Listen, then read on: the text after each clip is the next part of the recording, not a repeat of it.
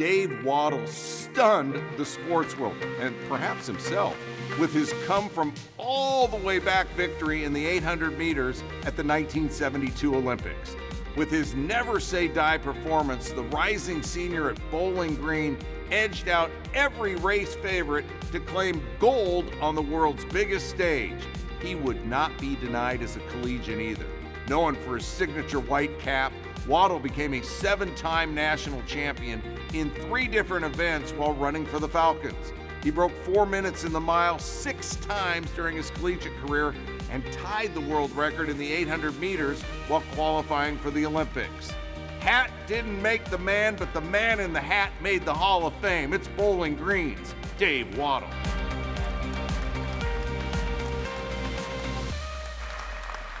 Seven-time national champion at Bowling Green, but man, we got to go straight to Munich because anytime you say Dave Wottle, they go, greatest race ever.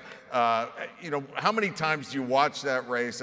Somebody was saying they watched it last night. I mean, it's so amazing. Well, I make my kids and wife watch it every night so they can pay homage to me. Where's the hat now? The hat is actually in the Track and Field Hall of Fame, but what I always find interesting about that, Neil, is they put the hat into the Hall of Fame 3 years before they wanted to even put me in the Hall of Fame. Maybe hat did make the man. Okay, 72, you wear the hat. Now, 73, what's the story that you almost lost the hat prior to the Prefontaine race here at Hayward, or? Well, it was actually just after the race. Okay. So Pre and I had run a mile out at Hayward and ran it. It was a great mile, and I was just warming down, and someone came and grabbed the hat and took off, you know. And I'm in oxygen dead after the mile run, so I could hardly run. But he ran into a practice field that was all fenced off except for one entryway, so I was able to get it back. Was that the hat? That was the hat. Yep. Now, how long were you able to keep that hat? I can't believe it. Has a hat ever been talked about more than this? How long were you able to keep that hat before the Hall of Fame said we need it? Well, they put it in, and I was in '82. They put it in '79.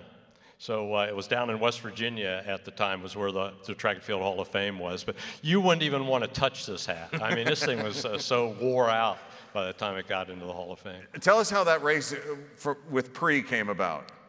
It's a great story. We were slated to go overseas to Europe in June of '73, and we were running the AAU meet down at Bakersfield. Pre came up to me after we had run. He says, "Hey, you know, we're going overseas in about a week and a half. Why don't you come up to Eugene? We'll run a mile against one another. I'll bring you through in 2:56 for the 3 quarters, and we'll race the last mile." Well, you couldn't get a better rabbit than Prefontaine, so it was like, sure, you know, I'll do it. So showed up, and it was a fantastic race. He brought me through in 2:56 on the nose, as you'd imagine Pre would, and then we raced the last lap. Let's go back to Munich. Reporters asked you afterwards when you came from last to first, beat the favorite Soviet Union runner. They asked you, how'd you do it? And Dave's immediate answer was, I have no idea. Have you got any idea now? Well, you know, it's an interesting story how I even ran that. I wasn't qualified to run the half mile in '72, and my coach said, hey, I'm going to run you. This was 2 weeks before the trials. He says, I'm going to have you go to Seattle, run in the AAU National Championships, run the 800. If you qualify, we'll put you in the 800 in the Olympic trials, and you'll probably get eliminated. But, you know, we'd be doing a speed workout at that time anyway, prior to the 1,500 meter, which was my goal and his goal, that I win the 1,500 meters. So, you know, I go, great. I qualified in the AAU. I run in the Olympic trials, and I tie the world record, you know, which really was. It was a surprise for me. It was a surprise for him, and probably the whole track world that I was able to do it. Yeah, Coach Bowerman was not a big believer in you in Munich because of the competition. And I don't mean the competition on the track. What competition was he not in favor of? Well, Neil, you know, as you know, he was very much against me getting married. So Jan and I my fiance, we had decided to get married a week after the Olympic trials. I had no idea I'd make the Olympic team. And he tried to talk me out of it right after I qualified in the 1,500. And I said, you know, no way, you know. I mean, I could either disappoint you or I could disappoint Jan, and I said, I'm not going to disappoint her. So he was ticked, and he was mad about it. He was very outspoken all through the Olympic Games. The day we got married, was quoted as saying, Dave gave up a gold medal for a wife. I mean, he said, and he also said he probably won't even make it out of the first round. He's just on his honeymoon over here, and he's not focused. And we were glad that we proved him wrong 51 years later. Jan's out here in the audience. Jan's here 51 years later. Coaches sometimes just think they're the smartest guys in the room, not always. Okay, so now you go back to Munich 50 years after first place, and you're going to take the family, show them the track. You get shut out by Axl Rose and Guns N' Roses. What's that story?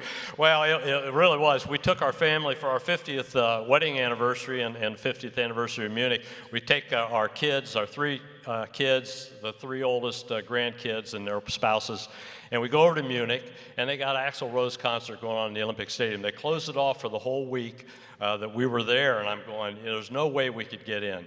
And I remembered when I was warming up for the Olympics, there was a practice track outside the Olympic Stadium, and there was this tunnel that you'd go into the bowels of the Olympic Stadium and then pop out onto the track. And I thought, maybe they still got that tunnel 50 years later. So I go over to that place. They got an indoor track facility built where it was. So we sneak into the indoor track facility. And man, there, lo and behold, there's a tunnel there. It was called the Tunnel to Nowhere. It was just this black tunnel, no lights in it, and we just started walking down it, hit some double doors, unlocked. We went into the bowels of the Olympic Stadium, popped out onto the track, and there was heavy security there. They didn't let anybody in, but we talked the security guard into getting us a family portrait down there on the Olympic Stadium. They got to see the Olympic track. There you go. The Holt Center is Paradise City tonight. Dave Wottle, Hall of Famer.